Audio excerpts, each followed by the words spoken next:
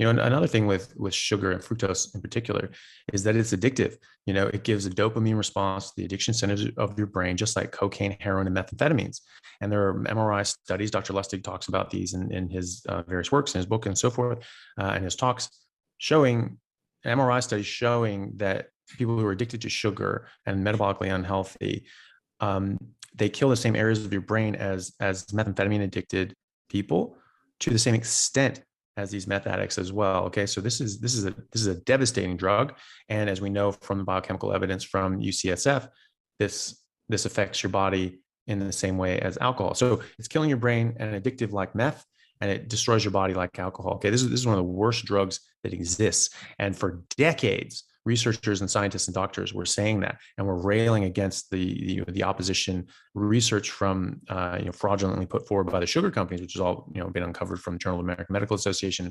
Dr. Less has written a whole book about it, and other people have written books about it as well, citing original source material from the sugar companies saying, yes, we did this. We paid these guys off to falsify this crap. And people can look at my episode on cholesterol and my debate on cholesterol that I did with the Australian College of Nutritional Environmental Medicine if they want to sort of get more details on that. And I have links in there. So people were railing against this stuff for decades and decades and decades, and showing like, hey, look, this stuff is really bad. It does really bad things to yourself. There's a Dr. Yudkin, who was completely discredited after the USDA declared that cholesterol causes heart disease. Everyone was like, "Oh, you nut!" Teachers, weighed in. Therefore, you must be wrong. He was right, and he wrote a book called "Pure White Deadly," a story about sugar. Now, some people that say that the evidence against fructose is faulty, then actually make straw man arguments and say, well, they go back to like the 70s and 60s and even 50s at these studies that were very preliminary, looking at fructose and so forth, and looking at animal models and epidemiological data and so forth, saying, oh, this is really weak stuff. Okay, that's not what I'm referring to. I'm referring to Dr. Lustig's work. I'm referring to the more recent work since 2009 that is very, very, very high level evidence. It's like level 1 evidence, and showing causation in human populations. Okay, and biochemical data sets from the University of San Francisco, University of California, San Francisco, which last time I checked was the number 7 medical research institution in America, which makes it probably top 10 or close to in the world. So this is a very, very serious research institution. And so there's very, very, very high level evidence showing that fructose is a problem. And yeah, okay, if you eat just a little bit of it, is that going to be as bad as if you eat a lot of it? No. If you smoke 2 cigarettes a day, that's better than if you smoke 2 packs. The problem is when you start smoking 2 cigarettes a day, eventually it generally leads to 2 packs a day until you just say, oh, that's it, I'm off of this stuff. So, why start an addiction? Why start something that's not beneficial to your body? Why start something that confers a brief benefit, a moment on the lips, forever on the hips? You remember that saying? That was always funny. But like, if this is a relationship that we have with drugs, we have an unhealthy relationship with food, and particularly with sugar, that we would with drugs, alcohol, and cigarettes. And there's something that we like. We have a temporary effect that we like we feel good from smoking, we feel good from drugs or drinking, and we have this nice taste and flavor from food, or we have a nice feeling from sugar because it gives a dopamine response, makes you feel good. That's temporary. Some people will go and do drugs and drink and smoke and so forth because they know it's bad for them, but they're like, it's worth it to me because I like the effect. And that's what we're doing with food as well. We're saying, well, I like the effect, I like the taste, and therefore it's worth it to me to get the health detractions. I just don't think they really realize just how big of a detraction it is on their health. When I found that out, I was like, get that the hell away from me. Even though I like this stuff, I enjoy it. I enjoy drinking. I don't do it because I would rather feel like a superhero 24/7 than feel drunk sometimes. And I certainly rather feel like a superhero than eat something nummy every now and then as well. I mean, like, who cares? That's not a big sacrifice for me anyway. And so, I think that, when we're talking about optimal nutrition, we're talking about optimal diets, that's how I look at it. And then you go away from that. You're sort of doing something that causes harm, or if you know enough about it, causes harm, but you want the effect. That's an unhealthy relationship with food. You're treating it like a drug. And so I try to sort of steer away from that. If you want to do that, that's totally fine. I just want them to be clear on the facts as they are available, and make their own decision. If people want to eat fruit, go ahead. I mean, if Saladino enjoys fruit and enjoys honey, and he feels good and he's getting good workouts and he likes it, more power to him. Like, that's fine. I prefer, being pure, because I just really, really like how that feels. And I like how my body responds because of that. Excellent. Awesome. All right. So some of the key points that you raised was humans don't need carbohydrates, fructose, or glucose from plants to be optimal or to be healthy. So that means that physiologically, biologically, we do not need to eat fruit. If we were to eat fruit, eating the whole fruit is better than drinking the juice, because when you eat the whole fruit, you get the fiber, and then that blocks nutrient absorption and blocks how much fructose you're actually absorbing into your system. Did I get that one right?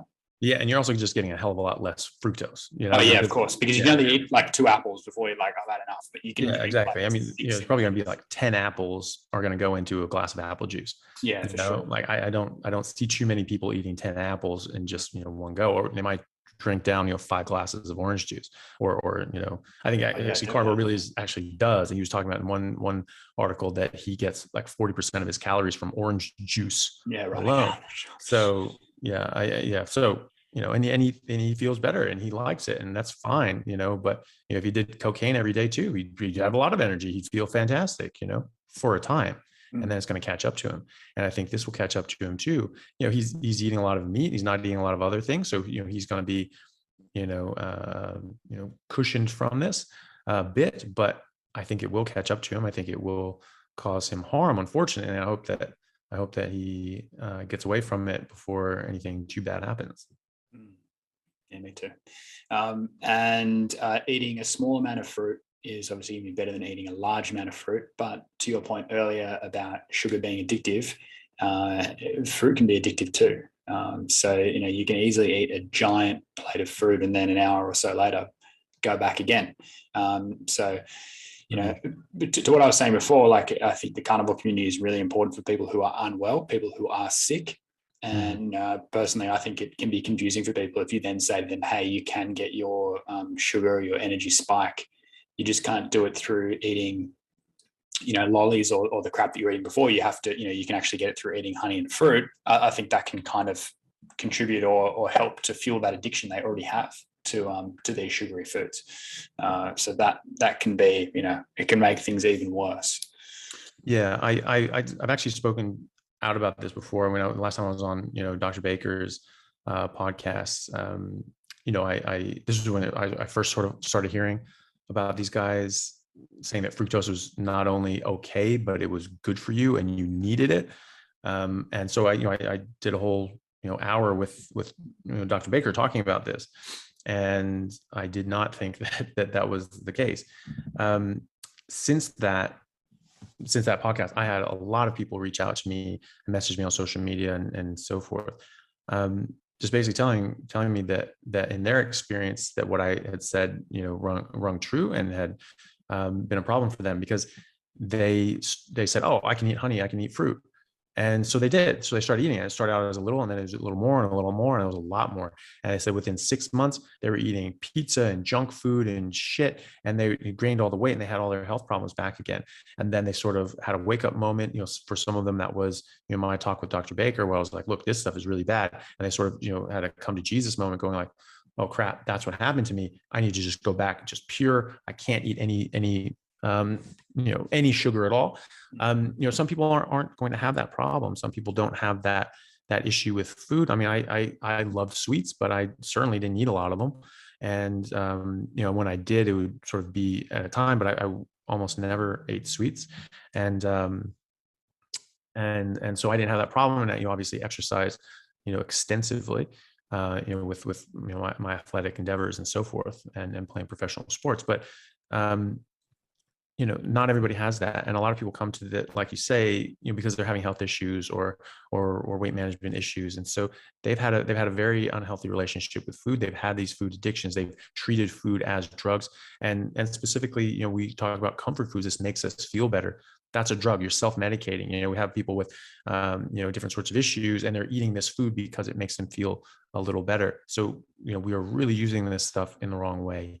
And so for those people in particular, if they start reintroducing fruit and honey, even if they're now in a state of metabolic health, they're going to, be at high risk. Like the gateway back Yeah. to the old habits. Yeah, exactly. And, again, it is addictive. It's addictive because it is a drug. And so, again, saying that you can drink if you don't have cirrhosis, yeah, it's less bad for you if you don't have cirrhosis, but this is what gives you cirrhosis. One of the things that gives you cirrhosis, sugar also gives you cirrhosis. So, it's I don't think that's a good thing to recommend people for health. Obviously you can caution them and say, look, if you really want to, just be careful with it. It's going to cause harm. But, if you don't do too much of it, it's not going to cause a huge amount of harm. You can say that, and that's going to be more accurate. But, what people are saying now is you can eat all the fruit and honey that you want. It's not a big deal.